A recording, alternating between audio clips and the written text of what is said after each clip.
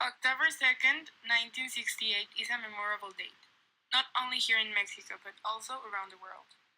In this day, the Mexican government decided to demonstrate the atrocities they were capable of doing. Leaders of the movement and their supporters gathered in masses at the Plaza de las Tres Culturas in Mexico City, without knowing what was going to happen. After the liberal speech of one of the leaders, the shooting started. As one of the leaders was giving a liberal speech at the Chihuahua building, a helicopter came down and gave a flare of fire. People started to freak out when they were in the plaza center, and the government did not know how to react because they did not know what was happening. Because of this, people were not aware that they were in danger.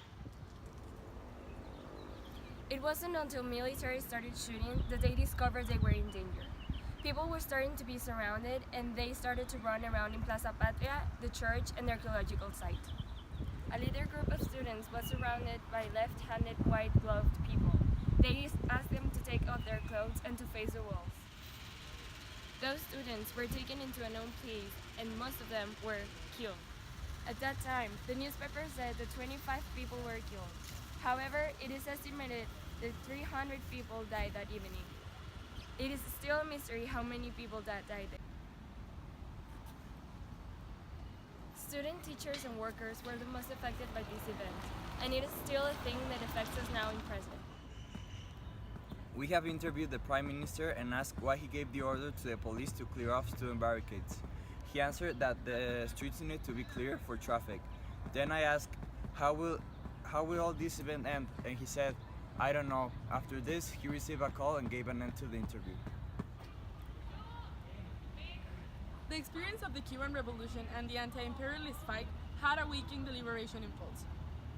The student movement, which had already been taking the capital city streets since the summer of '98, where soon the Olympic Games will take place in, pressed by the movement and the Olympic Committee, which threatened with the suspension of the Olympic Games, President Díaz Ordaz decided to take extreme measures by developing Batallón Olimpia.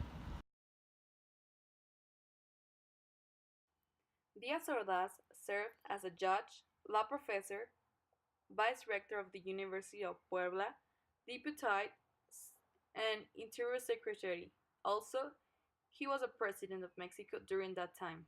Olympia Battalion, the undercover paramilitary police force by the President Díaz Ordaz, was created to maintain order before and during the Olympics. This battalion was created in order to monitor, spy, persecute, sabotage, arrest, and infiltrate the government in the movement. The CNH committee was also known as the Consejo Nacional de Huelga. This was created in order to organize the process to some extent. However, much of the campaign was based on work carried out by individuals. So, this organization helped a lot to support the movement of the workers and students. The movement of the 68 had a lot of consequences. These were obviously negative at first, but in the long term they were positive. People demanded their educational and political rights. The 68 movement brought many changes that now many people take for granted. It brought freedom and more rights for women and children, and more power to student representation for democratic issues.